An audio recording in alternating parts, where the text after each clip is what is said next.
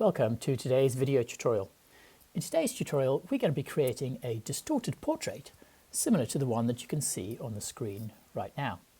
Now, before we get started, we need to make sure that your Photoshop and my Photoshop are in the exact same place.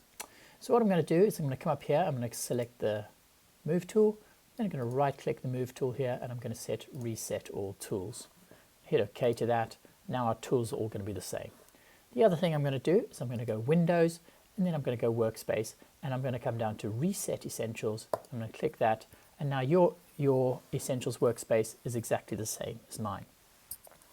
Now, to get started, the first thing I'm going to do is I'm just going to delete those layers so you can see the start image. This start image is available for download in the description box below. So the first thing we're going to do is we're going to create a new layer down here, and I'm going to call it the black layer. Then what I'm going to do is I'm going to come over here, I'm going to right click, and I'm going to get the paint bucket tool. I'm going to make sure that my foreground color here is black, and then I'm going to click in here, and I now have a black layer. The next thing I'm going to do is I'm going to create a new layer by clicking this down here, and I'm going to call this my square layer. Before I go ahead and edit my square layer, I'm going to go ahead and hide my black layer so we can see exactly what we're doing.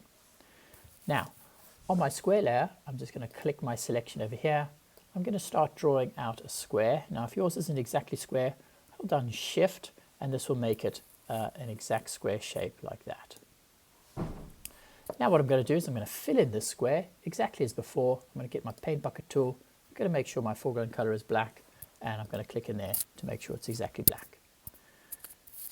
Now what I'm going to do is I'm going to double click this to get my layer styles. I'm going to come and get a stroke, and I want to ensure that I've got a white stroke which is 10 pixels wide, and then I'm going to hit OK.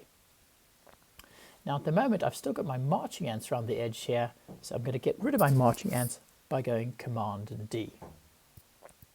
Now I start to do the manipulation of the square. So if I go Command and T, I'm preparing to transform this square, and what I'm going to do is I'm going to hold down my Option key and grab a corner, and by holding down Option it brings it all in just a little bit, all in the same proportions. Then what I'm going to do is, if you don't have your center dot here, you can just click this to reveal your center dot, and I'm going to move my dot away from the center to a new location. It doesn't really matter, somewhere over there. Now I'm going to rotate this around that new point, not too much, just a little bit, something in the order of that. Once I've done that, I'm now going to go ahead and apply this transform by clicking this here. Now what I do is I just make sure that my square layer is my active layer, and then I do the repeat transform command.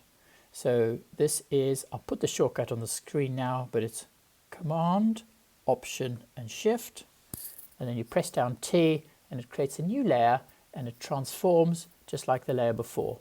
So I'm holding down the Command, Option and Shift, and I'm pressing down the T over and over again, and it's creating this shape like this. Please do bear in mind this is actually quite hard work for your computer, so if you have an old computer you might be struggling with this quite a lot, but I'm just pressing T over and over and over again like this until I get something of this shape.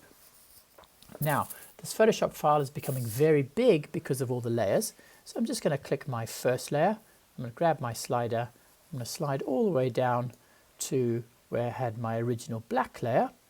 I'm going to hold down my Shift, and I'm going to click this down here, and now it's highlighted all my layers. I'm just going to make sure my black layer is actually revealed, and then I'm going to go Command and E, which squashes all these layers together, so we've just got one layer like that. Now what we're actually going to do here is we're going to blend through to any of the darken modes here, and that creates a very cool effect like that. And now of course this layer, which has got the darken layer mask, darken blend mode, I can Command and T, and I can move my shape into a position which is kind of cool. I'm going to put it about there and apply that. In fact, I'm going to Command and T. I'm going to Command and minus to zoom out a little bit, and I'm just going to make my shape a little bit bigger that I created to bring in more of the girl.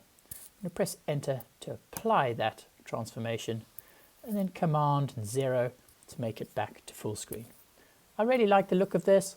The last thing I'm going to do is I'm going to put a gradient over the top of this. I'm going to come down here to get my adjustment layer.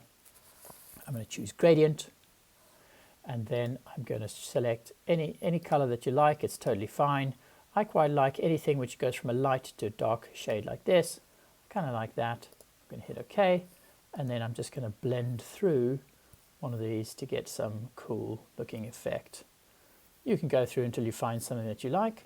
I quite like this color dodge. So that's it. That's the technique to use the repeat transform tool to create a geometric shape, which you then blend through to the portrait below. Here ends today's video tutorial.